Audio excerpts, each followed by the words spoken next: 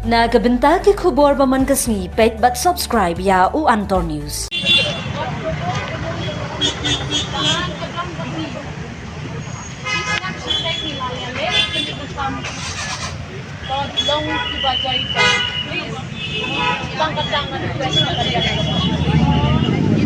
Khubei phi baru kini gilong ki khubor bam tagasni. Kementeri ke Sarkar Jila bat MLA ke East Shillong ke Dr. Mazil M. Prinding do klakiar ban ai jingkran halor ke jingkendang bat penkenria ikinong di madan na Laitumkhrah. Abagi nong thok khubor klakli ka halor ke nikamat ke kong emprin ke klem jubab ne batayela ke jong ke jingmun halor ke sinjam bala shimpersha ikinong di madan.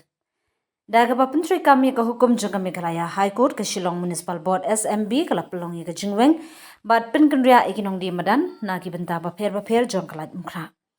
Lai jakat hamai ki habarit point badhan giti khnang bakin la ban beteng yala ka kamai jak po khlem da penthut e ka jingya ki pat ba bat ki kani ha ka por bala pentri kami gane ka jingweng ye ki nong trei ka municipal lasunran lang da ki khot ka dor bar snong Laitumkhrah ka senglong kemi ba ka sang sam hasnong kani ka sinjam kalong ban palat ki linti ya jat penbet dunti e ka jingdi madan bat penduna ka jingkhap ngya Laitumkhrah hanrei Kala penmiru ia kajing sungkia halor ke kamai jakpo bat kajing don jong ki jakadi ki babiang naga benta ki nong di madan. Hai kisnem balalek ke kong emperin kala penpau ia kajing krisyan ban penkria ki nong di madan syaki jaka balamang bat ban penkeladur ia kala Laitumkhrah.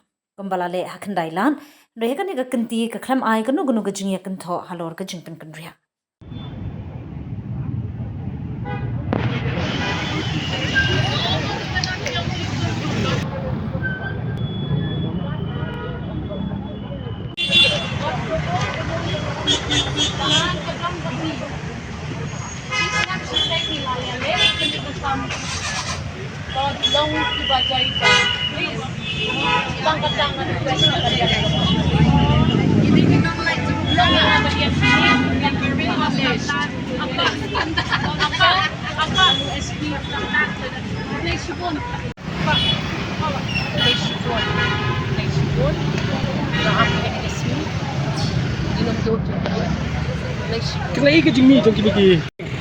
This is the process. That's all. Can you elaborate on the regulation of these hawkers here? What is the status of the municipal? No. Here too, we have got 86 hawkers. All will be located in Dhankiti and Brador Banglo. Everything is arranged. Everything has been done. They are obeying. They are complying. They are cooperating with us. That's all. No. Thank you. Are you accepting that the complaint of the hawkers? But it's said only one day. If they say they cannot good selling. No. This is not about 1 day, 2 days, and all. We have issued already the relocation notice, giving them 1 month time. And today is the day for their relocation.